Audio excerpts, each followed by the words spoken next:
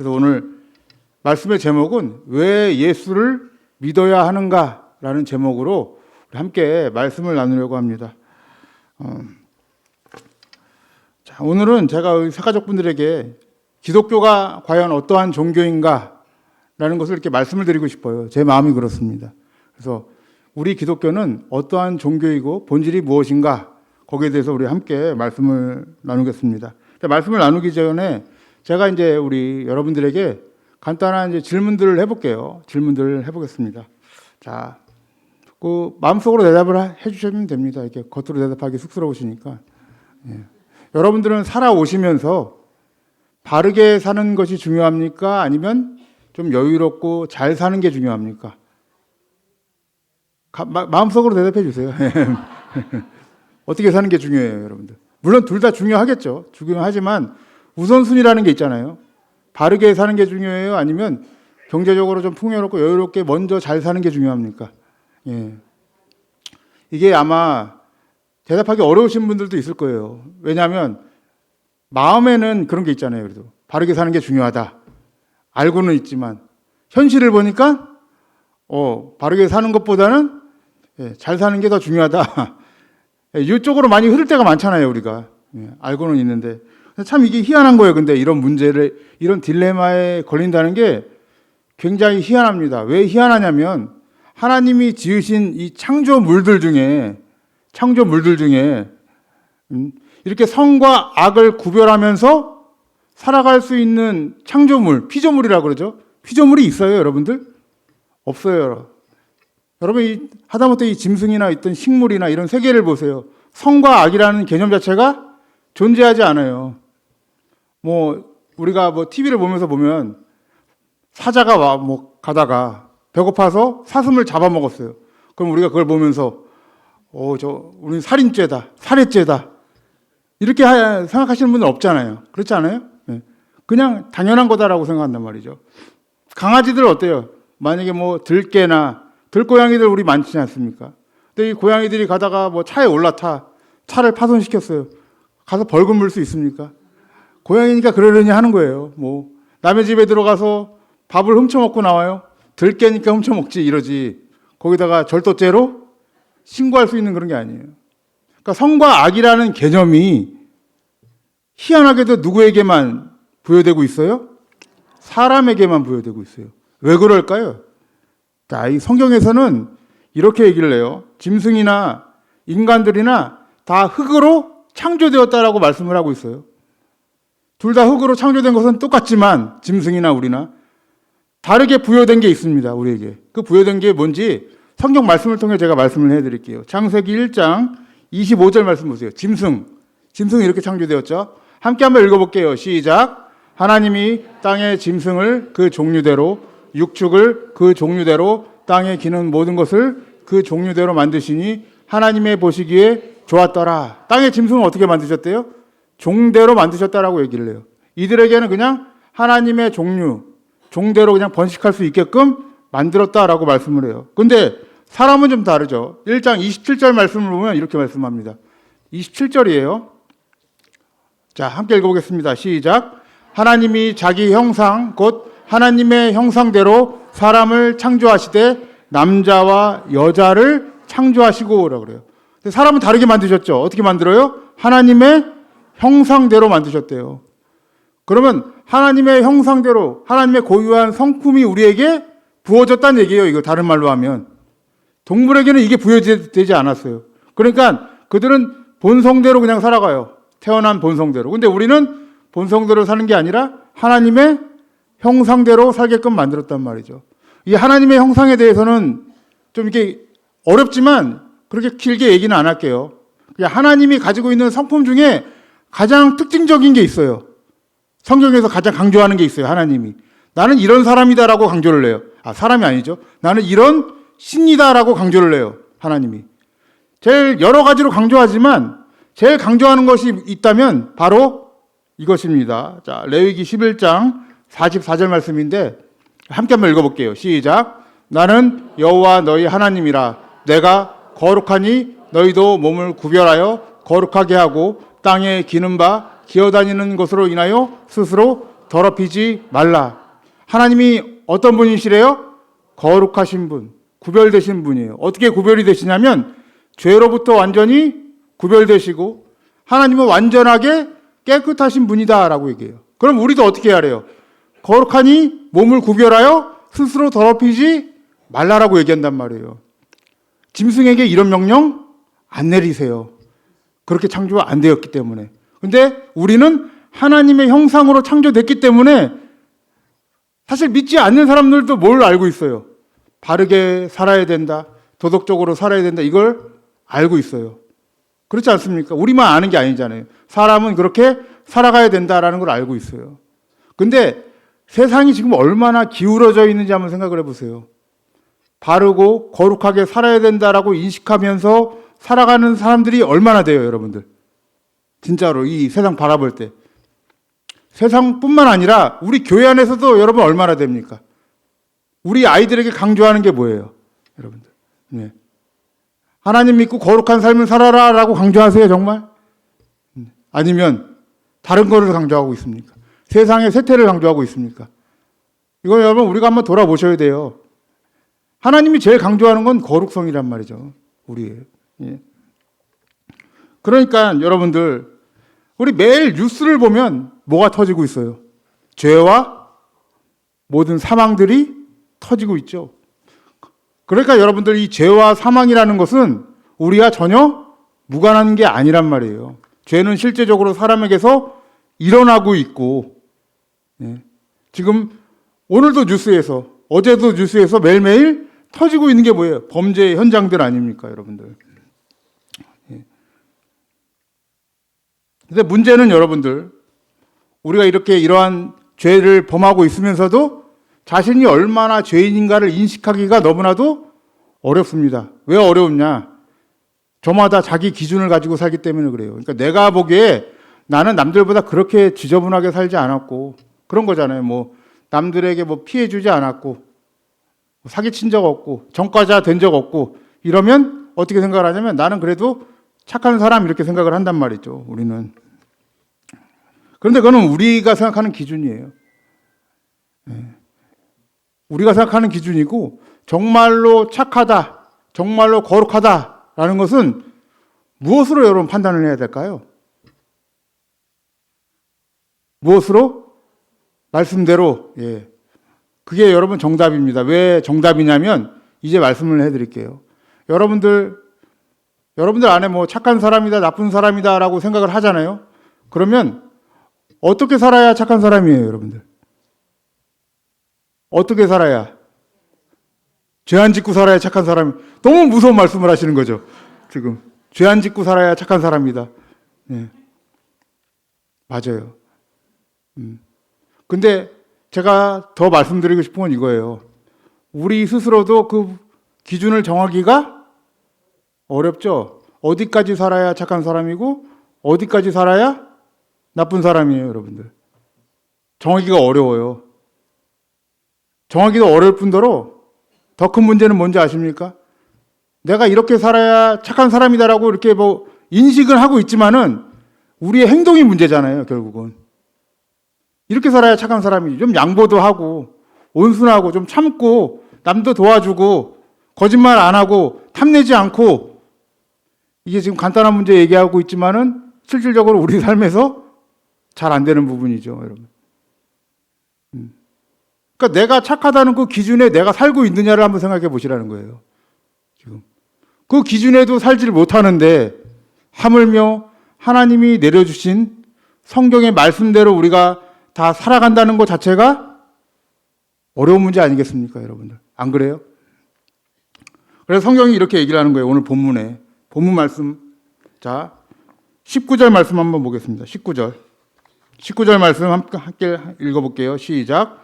우리가 알거니와 무릇 율법이 말하는 바는 율법 아래에 있는 자들에게 말하는 것이니 이는 모든 입을 막고 온 세상으로 하나님의 심판 아래 있게 하려 함이니라 라고 돼 있어요.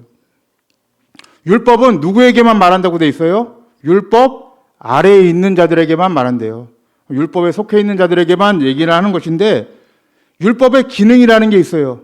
율법의 기능이 뭐냐면 첫 번째는 모든 입을 막고라고 돼 있어요. 19절 띄워주세요. 이렇게 띄워주시면서 하는 게 좋을 것 같습니다. 모든 입을 막는 거래요. 이게 무슨 말이냐면 범죄 현장 가운데 죄를 범하게 되면 거기에 대해서 우리가 할 말이 있습니까? 없습니까? 없어요. 절도죄를 주면 절도죄의 벌을 받아야 되겠죠. 입을 막아버리는 거죠. 그러니까 법이라는 건 그런 기능을 하는 거예요. 잘못하면 어떻게 돼요? 하나님 앞에서 할 말이 없어지는 거예요, 여러분들. 그러니까 우리에게 하나님이 율법을 왜 주셨는 거예요? 아까 말씀드린 것처럼 우리 스스로는 착하다, 나쁘다를 이렇게 기준 짓기가 너무나도 어려워요. 하나님이 주셨어요. 이렇게 돼야 착한 사람이다. 근데 문제는 뭐예요? 율법을 지키기가 너무나도 어렵다는 게 문제죠, 여러분들. 그러니까 첫 번째는 모든 입을 막아버리는 거예요. 너희들 죄인이잖아 하면 어떻게 돼요? 거기에 대해 할 말 없게 막아버리는 게 율법이에요. 두 번째 기능이 하나 더 있어요. 20절입니다. 자, 함께 한번 읽어볼게요. 20절 시작. 그러므로 율법의 행위로 그의 앞에 의롭다 하심을 얻을 육체가 없나니 율법으로는 죄를 깨달음이니라 라고 되어 있어요. 율법을 왜 주신 거예요? 그러니까 우리가 죄를 깨닫게 하기 위해서 주셨다는 거예요, 여러분. 그러니까 우리가 얼마나 죄인인지를 스스로가 잘 못 깨달으니까 말씀을 주시는 거예요. 그러니까 우리가 이 말씀을 보고 매주 와서 뭐예요? 예, 잘하시네. 회개하잖아요, 우리가. 네. 매주 와서 회개할 수밖에 없는 거예요. 율법을 보고 하나님의 말씀을 보니까 그대로 살질 못해. 그 은혜 없이는 살아갈 수가 없는 거예요.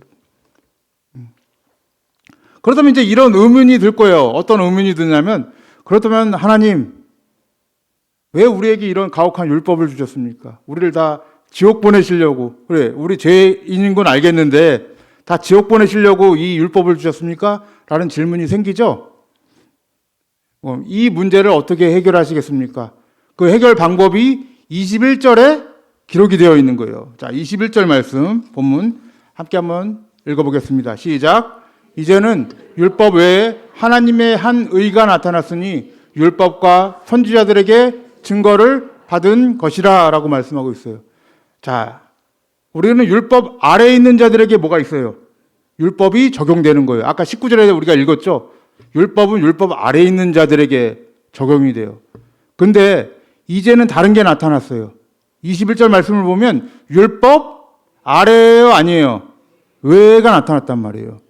율법 외에 다른 한 의가 나타났대요. 그러니까 우리가 의로울 수 있는 다른 기준이 생긴 거예요. 율법으로 하면 우리가 다 구원을 못 받으니까 다른 의로움을 세워놓으셨다는 거예요, 여러분. 이게 뭐냐? 22절이죠. 22절. 함께 한번 읽어보겠습니다. 시작. 곧 예수 그리스도를 믿음으로 말미암아 모든 믿는 자에게 미치는 하나님의 의인이 차별이 없느니라. 자, 의의 기준이 어떻게 변했어요? 예수 그리스도를 믿는 믿음으로 변한 거예요. 율법 아래가 아니에요. 믿음이라는 건 율법 외에 있는 거예요, 여러분들. 여러분, 이게 얼마나 우리에게 감사한 일이에요. 안 그래요? 내일 당장 하나님이 우리를 잡아가신다니까 좀 그런데, 예. 우리가 죽어서 하나님 앞으로 갔는데 율법 적용을 시켜. 너 율법 받아. 십계명 보니까 너 내 예수의 집을 탐내지 말라. 탐냈잖아. 이게 얼마나 어려운 일이에요. 율법 적용으로 심판을 해요. 그럼 우리는 어디로 가야 돼요? 다 지옥이에요. 우리뿐만 아니라 다 율법 심판을 받으면 다 그래요. 온 인간은. 인류가 그렇단 말이에요. 그런데 이제 다른 기준이 나타났다는 거예요. 율법 외라는 기준이 나타나서 이걸 우리는 믿음이라고 얘기해요. 다른 기준이에요. 믿음이라는 기준인데 이거는 차별이 없어요. 학력의 차이도 없고 차별도 없고 나이의 차별도 없고 누가 뭐 몸무게의 차별도 없고 잘 사느냐 못 사느냐 차별이 없어요. 믿음이라는 건 그런 거예요. 이게 제일 공평한 건데 안 그래요? 제일 공평한 건데 사람들이 믿으라고 하니까 너무 싫어하는 거야. 세상 사람들이. 그럼 싫어하면 어떻게 해야 돼요? 자기가 자기 스스로 그냥 율법의 행위대로 잘 살아보겠다 덤벼보는 거잖아요. 자기 기준대로도 못 살면서. 우리가 얼마나 나약합니까? 우리 성도님들 올 초에 세웠던 그런 계획들 잘 지키고 계세요, 지금까지? 율법이 아니잖아요, 이건 또. 계획들도 잘 못 지키는데. 정해주신 법을 우리가 더 어떻게 다 지키겠습니까? 제가 뭐 이 법을 지키지 말라라고 얘기하는 게 아니라 우리가 얼마나 나약하고 은혜가 없이는 살아갈 수 없는 자들인가를 말씀드리고 있는 거예요, 여러분들. 예. 그래서 다른 의의 기준을 하나님이 세워주신 거예요. 이거를 우리는 믿음의 법이다라고 얘기를 합니다. 그러니까 예수님의 죽으심과 부활은 여러분들 그냥 단순한 죽음이 아니에요. 예수님이 왜 죽으셨는가? 우리를 어디서부터 구원시키려고?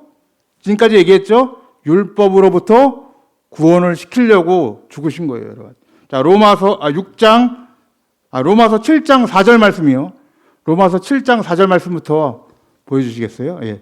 우리 함께 한번 읽어보겠습니다. 시작.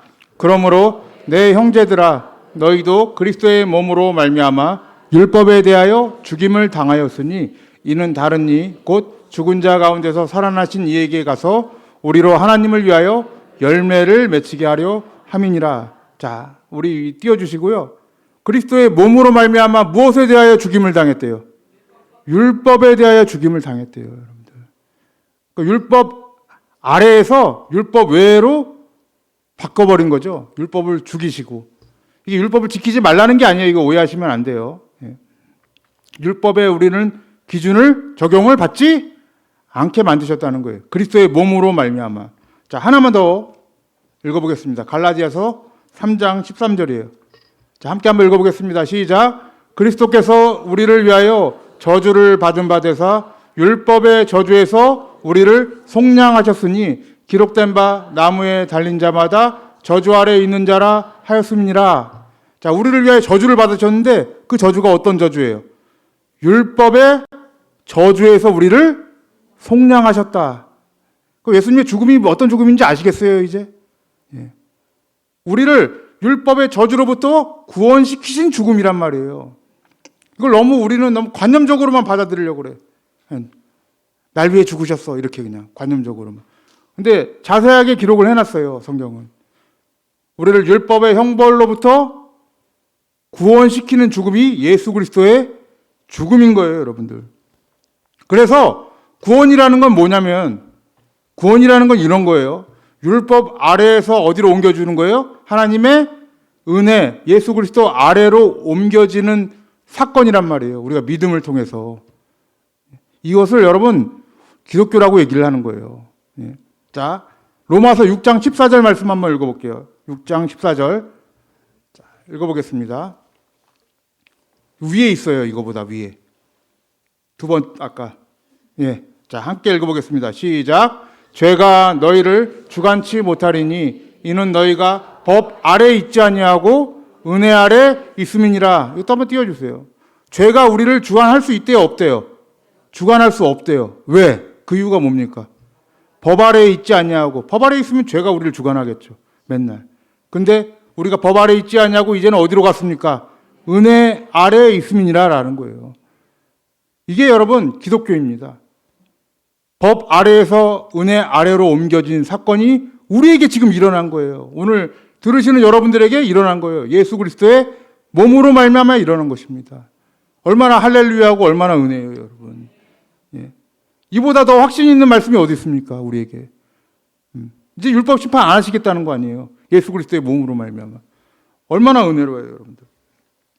그러면 이제 우리 마지막으로 이 은혜를 받았으니 우리가 누려야 할 건 뭡니까? 이제 앞으로 어떻게 취하며 살아야겠습니까? 이게 문제가 되겠죠. 자, 그 믿는 믿음의 내용을 한번 나누고 말씀 마치도록 할게요. 자, 25절과 26절이에요. 오늘 본문 말씀. 25절과 26절. 길지만 함께 한번 읽어보겠습니다. 시작.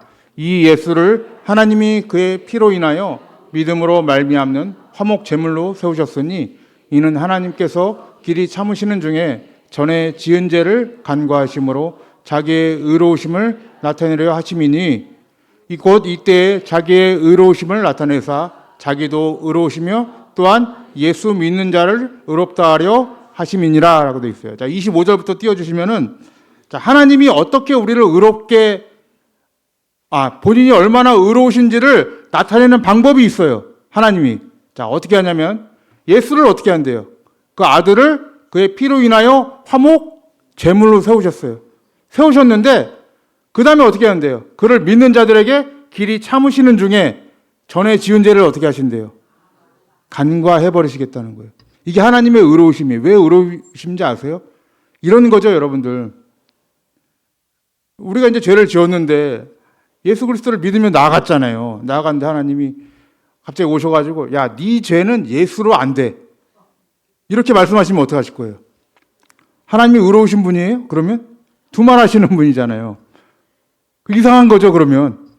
그러니까 하나님의 의로우심을 우리에게 어떻게 나타나시겠다? 전에 지은 죄를 넘어가심으로 예수 그리스도를 화목제물로 세우셔서 넘어가심으로 하나님의 의로우심을 나타내시겠다는 거예요, 여러분들. 근데 이건 하나님 편에서 일이고, 그럼 우리는 어떻게 해야 됩니까? 우리는 26절이죠. 26절 띄워주시겠어요? 26절. 곧 이때에 자기의 의로우심을 나타내다 자기도 의로우시며 또한 우리는 예수 믿는 자를 의롭다 한다고 얘기해요. 우리에게 요구되는 게 뭐예요, 그러면? 예수 그리스도만을 믿는 거예요, 여러분들. 그래야 간과되는 거예요, 여러분들. 이게 안 되면 우리 전에 지은 죄가 넘어가질 않아요. 유월되지 않아요, 여러분들. 그래서 아까 그 간과하다라는 그 단어가 출애굽기에 나왔던 유월하다라는 단어랑 똑같은 단어예요. 넘어갈 수가 없어요.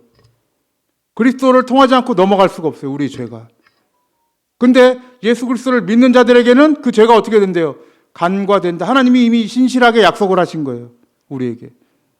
사랑하는 성도님들, 제가 왜 예수를 믿어야 되는가라고 오늘 말씀을 제목을 정한 건 여러분 이 세상에 많은 종교들 한번 보세요. 여러 종교들 다 자력 종교들이에요, 사실. 자기 능력으로 스스로 이렇게 어떤 행위로 쌓아서 갈 수 있다라고 얘기해요, 여러분. 이단들도 다 똑같아요. 신천지 가보면 그들 14만 4천에 들기 위해서 온갖 노력들을 다 한단 말이죠.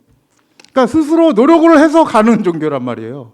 다른 종교들. 불교도 그렇고, 이슬람도 그렇고, 힌두교도 그렇고 다 똑같아요. 제가 그 교리들을 읽어보니까 결국은 은혜로만 가는 종교는, 이게 종교라고 하기도 그래요, 이제는. 이거는 은혜로만 가는 이 생명과 진리의 말씀은 오직 예수 그리스도 성경밖에 없어요, 여러분. 왜 예수 그리스도를 믿어야 되는가? 그 은혜를 주시는 종교는, 주시는 분은 오직 우리 하나님, 우리 하나님과 그 아들 예수 그리스도밖에 없다는 것입니다.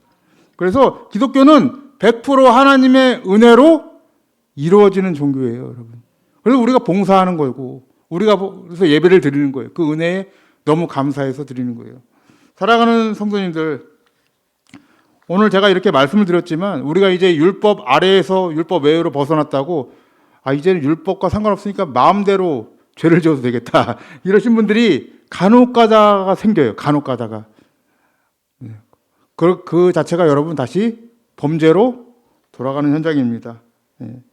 율법 자체가 없어진 것이 아니라 우리가 이제 더 이상 율법의 기준을 받지 않게 됐다는 거예요, 여러분들. 그것으로 죄를 묻지 않게 됐다는 이 사실을 여러분 감사하시길 바랍니다.